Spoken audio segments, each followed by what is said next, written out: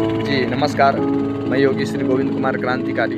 आज मैं आपको बिहार के अरवल ज़िला में हूँ और विशेष आपको एक चीज़ दिखाना चाहता हूँ कि आजकल हिंदुओं के साथ कितना कुठाराघात हो रहा है। हिंदू सोए हुए हैं, अपने संपदाओं के लिए, अपने ज़मीनों के लिए लड़ नहीं रहे हैं और हिंदुओं को ज़मीन मात्र मुसलमान और ईसाई अपने से नहीं कब्जा रहे हैं। यहाँ की राज्य तंत्र व्यवस्था अर्थात राज्य सरकार की जो व्यवस्था है वह व्यवस्था भी हमसे हमारी ज़मीन को खींच करके छीन करके और वोट बैंक के लिए उनके चरणों में सौंप दे रही है, उनके हाथों में दे रही है।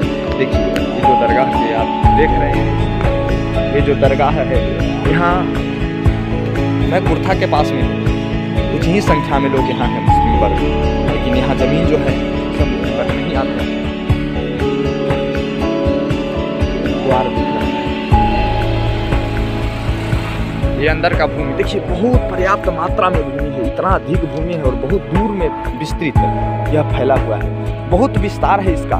लेकिन यहाँ दफनाने वाले अर्थात यहाँ गढ़ने वाले कुछ ही लोग हैं, लेकिन भूमि कब्जा करके रखे हैं, भूमि बहुत ज़्यादा कब्जा करके रखे हैं। यही नहीं है, आप देख सकते हैं कि वो जो बाउंड्रिंग दिख रहा है टूटा हुआ, वो टूटा हुआ बाउंड्रिंग रोड के उस तरफ देखा जाए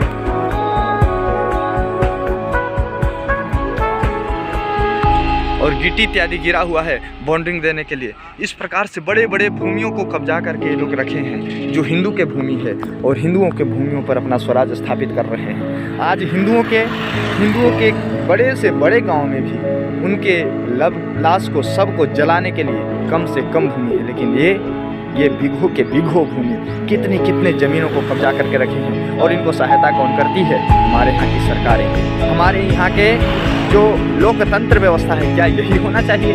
हमारी संपदाओं को कब्जा करके किसी और को दे देना और अनलगल इस प्रकार से नहीं होना चाहिए। तो सब हिंदुओं के लिए मैं कह रहा हूँ, आइए आगे आकर के लड़ करके अपने उस सारे भूमि को कब्जा लीजिए, पुनः अपने हाथ में वापस ले लीजिए जिस भूमि को आपसे छीन करके ये सरकारें मुस्लिमों को दे रही है, उन मुस्लिमों के चरणों में सौंप दे रही है। तो चलिए अग्रसर होकर के हम लोग इसमें आगे आते हैं और बिल्कुल मिलजुल करके अपने अपने गांव में अग्रसर होकर के सबसे पहले वहां इस कार्य को करते हैं और अपने गांव से शुरू करेंगे तो धीरे धीरे इनके जो आवश्यक रह जाएगा उसे छोड़ करके अनावश्यक जितने कब्जा में है हमारे भूमि उस सबको खींच लेंगे, सबको छीन लेंगे।